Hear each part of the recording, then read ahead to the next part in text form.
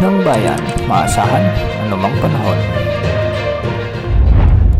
Magandang oras po sa ating lahat. Narito ang update sa lagay ng panahon ngayon at sa susunod na 24 oras. Sa ngayon ay may low pressure area pa rin tayong minomonitor at bagyo naman sa labas ng ating area of responsibility.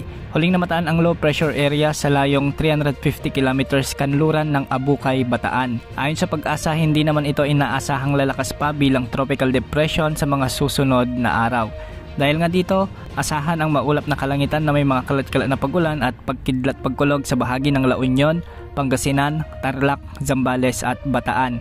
Posible ang mga biglang pagbaha at pagguho ng lupa kung may mga katamtaman hanggang sa malalakas na pagbuhos ng ulan. Samantala, isang bagyo naman ang namataan sa labas ng ating area of responsibility. Huli itong namataan ng Pag-asa sa layong 2,605 kilometers silangan ng extreme northern Luzon. Taglay nito ngayon ang lakas ng hangin na umaabot sa 55 km per hour malapit sa gitna at pagbugso namang umaabot sa 70 km per hour. Almost stationary o halos hindi ito gumagalaw ayon sa Pag-asa. Hindi rin naman ito inaasahang papasok sa ating area of responsibility at walang inaasahang direktang epekto sa anumang bahagi ng ating kapuluan. Samantala, umiiral na ang northeasterly surface wind flow o ang mahinang amihan.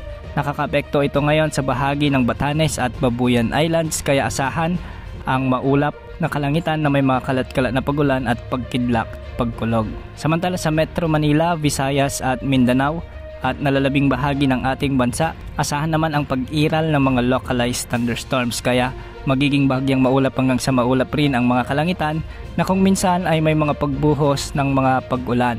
Hindi rin inaalis ang posibilidad ng mga biglang pagbaha o pagguho ng lupa, lalo na kung may mga severe thunderstorms. Sa ngayon, wala ring nakataas na gale warning sa anumang bahagi ng ating karagatan, kaya malaya ang ating mga kababayang mangingisda na pumalaot sa anumang bahagi ng ating bansa. Yan ang update sa lagay ng panahon. Ito po ang weather update ng bayan, maasahan anumang panahon.